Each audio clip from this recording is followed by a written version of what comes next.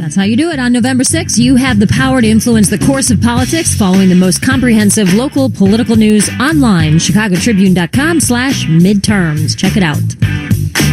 All right, Ben Bradley joins us right now from the WGN TV newsroom. Happy Monday to you all. Thank you, Benjamin. Or y'all, as they say down south. Yep, and he means south of 79th Street. All right, let's Kinda true. talk about what's happening here in the Van Dyke trial. Pretty interesting opening arguments.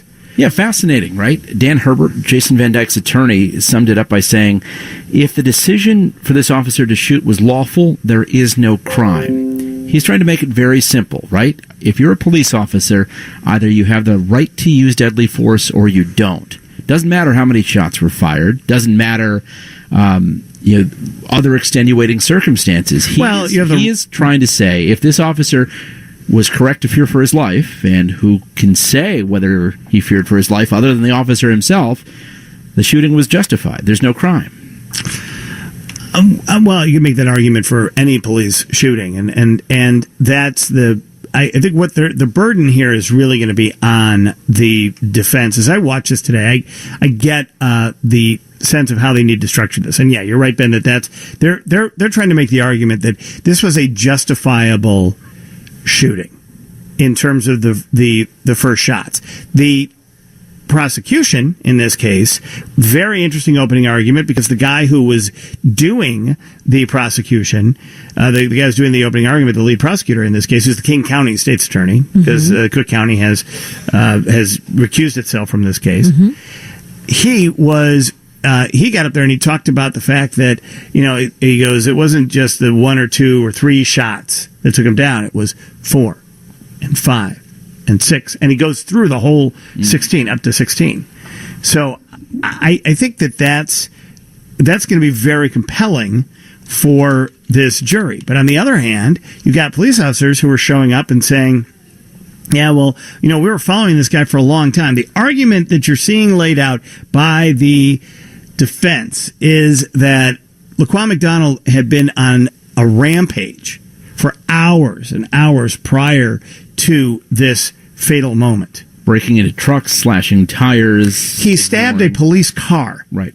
This is something that is important. Right in the last moments here, there were police following him. They were staying behind him. He had a knife in his hand. They weren't trying to wrestle him to the ground because he had a knife. And police officers had their guns drawn, and they were following him in a car, and some of them were following him on foot. And at one point, a car stopped. He turned to the car, police car. He stabbed the tire and then stabbed the windshield of the car. And then he turns and runs away. And you see the running away. That's where the video starts that we've seen so commonly here.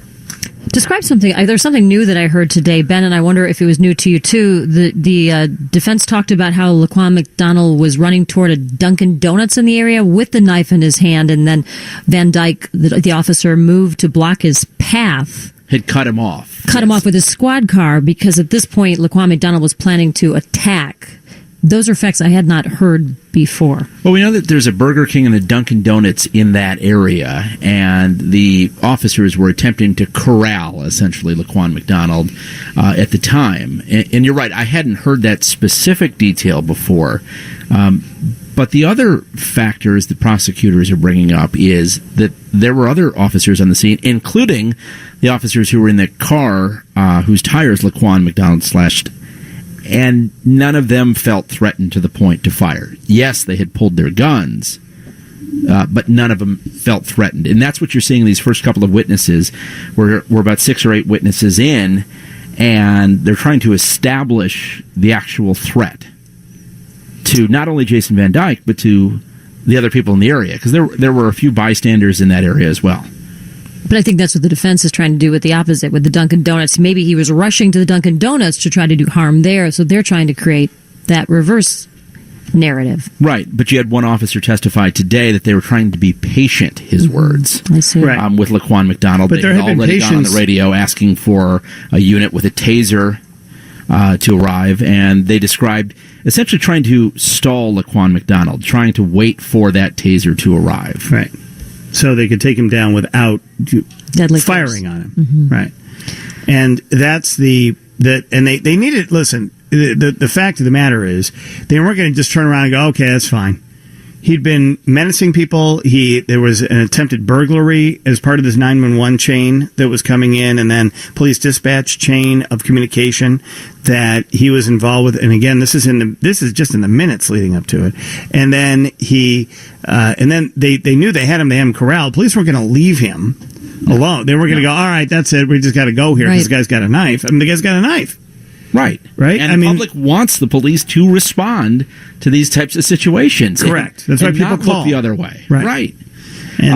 But I think, as we've talked about, you really have two trials here. You've got the legal charges against Jason Van Dyke, but then you've got the public scrutiny on trial. You've got the Chicago Police Department and its practices on trial in the court of public opinion.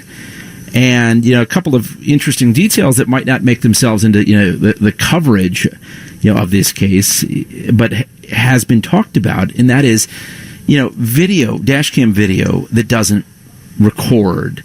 You've got a couple of camera angles on this shooting that, one of the cameras was out of memory. Another one, there was a glitch. There was a sergeant who testified today saying, oh, well, how come there isn't audio? Well, it's because the batteries were put in backwards. In one case, the microphones that the officers were supposed to wear put in the glove box. Right. And then you had more testimony after Laquan McDonald was shot that officers kicked the knife away but didn't immediately render aid. It was actually a Cook County Sheriff's officer who had come upon the scene who went over and heard Laquan McDonald's essentially final breaths. Right. Right, they were right. That's that. And you wonder, because this video has been played dozens of times today in this courtroom, and you do wonder what the effect on the jury is of watching that over and over and over again. Does it have a dulling effect? Does it have an agitating effect? There are a lot of questions here. It is, but I think it's important and one of the reasons we're going to follow this as thoroughly as we are. I think it's really important for Chicago to be aware of exactly what happens in this courtroom, and that there is a very robust record of exactly what this is, because people are going to take from it what they will, and even the headlines of this, depending on hour by hour headlines, can lead you in directions in which the court case isn't necessarily going. So we'll continue to watch it. All right, Ben, we'll see you tonight, 4, 5, 6, 9, and 10 on the WGN TV News. Thank you, sir. Ben Bradley in the WGN TV Newsroom. All right, we're going to pick up CLTV here in just a few minutes and continue on with the discussion of the Jason Van Dyke trial, which is going on today, opening arguments and witnesses today in the trial of Jason Van Dyke at 26th in California. We'll get to all of that, but first, Judy's got the news in 2.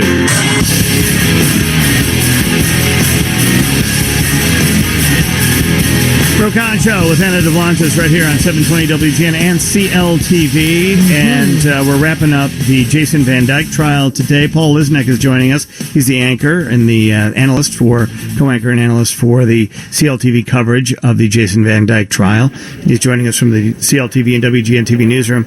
And also our own Mike Monaco is in the studio with us. So two great legal minds about to go at it here. So in terms of the first day here, you had the opening statements for both sides, and you've already had, I think it's 4 or 5 witnesses thus far today. Yeah, you had 4. But, before you ever got to that row, you had some motions this morning the judge had to deal with. We went into today saying, is it going to be a jury or a bench trial? Is he moving the venue? Both of those motions denied by the judge, or I should say it will be a jury, obviously, and the motion to change the venue denied. And then what about prosecutors dismissed some of the counts, the charges against Jason Van Dyke? Talk about why that happened. Is that meaningful? Yeah, and I'm sure Monaco has a lot to say about that. The bottom line is prosecutors have to be careful not to overcharge a case, and so here they had, I think it was 6 counts of first-degree murder and other counts. They dropped 4 of them. Essentially, what the prosecutors would have determined was, we can accomplish what we need with the couple of counts that we're going to have left in terms of what a jail sentence might be, in terms of the punishment. And why overpromise? Why sort of force ourselves to do some things we don't necessarily have to do? Because if they don't meet that burden, which is a pretty heavy burden beyond a reasonable doubt, then down the line, you have jurors saying, well, maybe not guilty to count 3 and count 4 and count 5. And what does that say? say about count 1 and 2. Okay, so can you explain that? Because I think that's very confusing to the layperson. Let me just put it this way, confusing to me. Why there would be 6 counts of first-degree murder when there's one victim here? What are those counts? What's the difference between the counts? Is that to me or Monaco? Yes. Paul, we'll start with you. Okay, so I don't have the complaint in front of me, but essentially every one of those counts, the number of people that are killed don't really matter in terms of that component. If there had been 2 or 3 people killed, you would have had 2 or 3 times potentially the number of charges. Every charge made gets its own charge, its own allegation, and a specific violation of some statute or law. So there were 2 counts of first-degree murder, but they are different in terms of saying there were 2 different things, 2 components that he did. Again, I don't have them in front of me right now. But the other ones, they decided let's not put the burden on those to pressure us. I don't know if Monaco has it in front of him.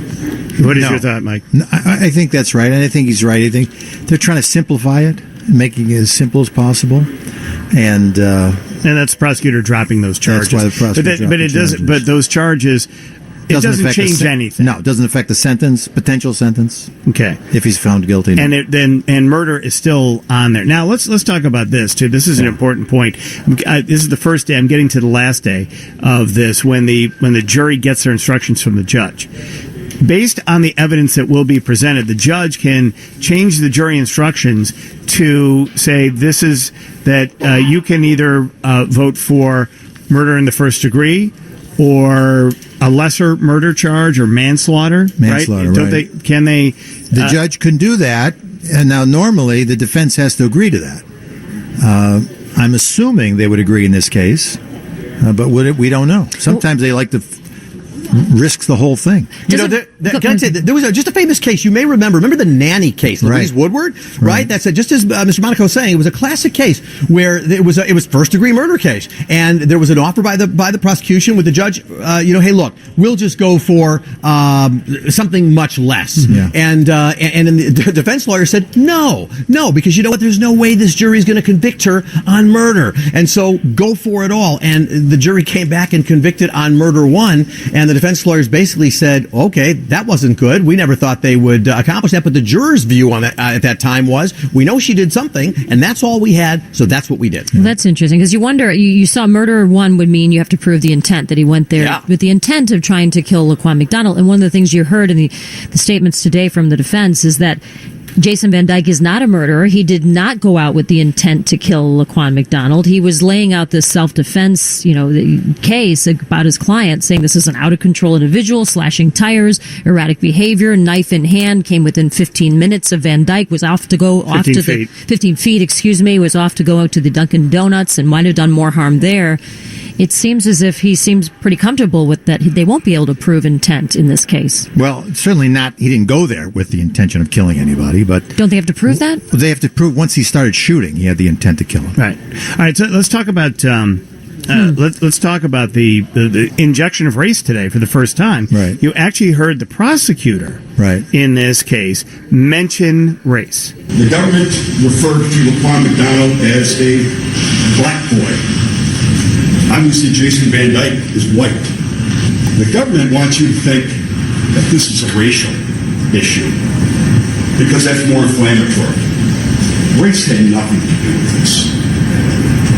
Race had absolutely nothing to do with this. And there will be no evidence whatsoever to suggest that race is a factor. And that's a response to the prosecutor in this case saying that this is a black boy who had the audacity not to stop when the police asked him to. Yeah, I think Were you shocked by that? Well, we're going to see what the evidence is and how it comes in. Hopefully there's some basis for him saying that. I think, Ro, that is a risky thing to do, a risky point to make, which is to inject race in the case if there isn't any aspect here, which again, too early to know, that race is a piece of this. Listen, we're in a racially charged environment around this country with these kinds of incidents and these kinds of shootings. So you wonder if that's what the prosecution is going for. But it would seem to me, based on the tape you have showing the shots, we'll see what disputes it. But with that just standing alone, I'm not sure why the need to inject race is in it. By the way, when you listen to the defense opening statement today, you would think that Jason Van Dyke wasn't even there. He had nothing to do with anything. This was all Laquan McDonald's doing, saying the entire affair was all about Laquan McDonald. That's the job of the lawyers, where you're going to put the focus. The defense wants you to look at Laquan and the PCP that he was dealing with and all that kind of stuff. And the prosecution says, you know what? Officers have a job to do. This guy crossed the line and it happened here. Race, I think a dangerous step to take unless some evidence comes in to back it up. PCP, by the way, because Laquan McDonald, the toxicology reports did say that he was on PCP at the time, but that really would have nothing to do with Laquan McDonald is not on trial. It's Jason Van Dyke who is on trial, and Jason Van Dyke would not have known that about Laquan McDonald. So, is it a surprise that was let in? Well, listen, the prosecution led with it. During their opening statement today, they basically said right up front, that Jason McDonald was on PCP, that Officer Van Dyke didn't know anything about what McDonald was dealing with the 24 hours ahead of time. You started to see some questions come in on cross-examination of McDonald's relatives and his great aunt. You can see the defense wanted to kind of go there to build this case up. This guy was out of control. He was on drugs. But the prosecution headed it off right up front, which is what a good lawyer will do. If they know they have something that could be problematic, then put it out up front, put it on the table so that it kind of disarms it as the case goes on, or in this case, when the defense got up with their opening. This is an unusual law. Illinois has a law that allows this kind of evidence to come in. That's why the state prosecutor brought it up himself, because he knew it was coming. To inoculate, essentially to inoculate. All right, Paul, thank you very much. Appreciate it. We'll watch you again starting tomorrow morning on CLTV as the coverage continues. As long as they are in session, there will be video and audio of this trial on CLTV. Thank you, Paul. Appreciate your time, sir. Thank you, guys. Busy. All right, Mr. Monaco, you stay right here. I've got more questions for you. If you could just stay right there in the witness chair right now, or we're going to go potty or check in with Judy and find out what's coming up in the newsroom at the top of the hour. Senate Leader McConnell says the GOP will review Judge Brett Kavanaugh's accusation by the book. So, tune into the Steve Cochran Show tomorrow morning. Adam Ho will wrap up all the Bears matchup against the hated, feared, what do we call them? Dreaded Seahawks. He'll cover the game. What happened? Thank you. Thanks. Mike Monaco is joining us. We are now at the end of it appears the end of the trial day for the Jason Van Dyke trial that's going on 26th Street. Here, it's it's a trial that the nation is watching, and we were just as we're finishing up with Paul Isnick here on CLTV about what is what the jury saw today. I do find it interesting that the prosecutors at the state, this is the people of the state of Illinois, right? People of against Jason Van Dyke. And this is a King County prosecutor who's been brought in to represent the state in this case, because the Cook County State's attorney recused themselves because of all the wackiness with the videotape. The use of this opening in the opening statement, saying that Laquan McDonald was a black boy who had the audacity not to stop when the police asked him. That was in there because the prosecutor wants to imply a bad reason for Van Dyke to shoot him. Okay, so why did he shoot him? There, he's saying now he's putting in the mind of Van Dyke that Van Dyke was upset that this young boy had the audacity to ignore the police. The police are telling him to stop. Okay, now, of course, that's an unusual way for a prosecutor to talk about something like this. Sure. Because normally, if the police tell someone to do something and that person doesn't do it, police have a right to respond. Right. To this react. isn't about audacity. This is, this isn't telling truth to power. This kid had a knife. He's on PCP. And he'd been stabbing car tires and including a police vehicle that was following him that had stopped as he had stopped. They were trying to corral him away from other people in the public as he was doing this. And he stabbed out the car tires and then stabbed the windshield of the car. And obviously scratched the car. It's a car, so it's it's an inanimate object. But still, this is not about a civil right. Audacity the context of that is in civil rights, or speaking up, or speaking your mind, and standing and doing something of an audacious nature that is about social justice. But it's That's a decision. The way that term has been used. It's a decision. It's not someone who's acting because of PCP. I mean, there's it's a very, I mean, I get that, and there is, you know, we use this term dog whistle all the time now, but there is a dog whistle to the use of the term audacity, right? It's basically saying, it's putting you in mind of, like the audacity of hope, right? The Barack Obama book and things like that. And so it's, this is about, audacity, that's a positive thing to have. And this is not the Laquan McDonald behavior that in the 24 hours preceding his death on that night.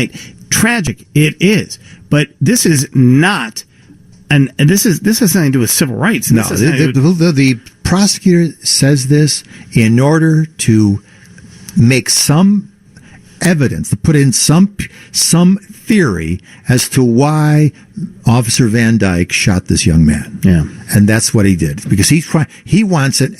His point is that it's because the police officer was upset that this fellow was not doing what the police told him to do. Mm-hmm. All right. Thank you, Mike. More on this tomorrow. Coming up, the stories that matter with Judy Pilak from the Northwestern Medicine Newsroom on WGN Radio.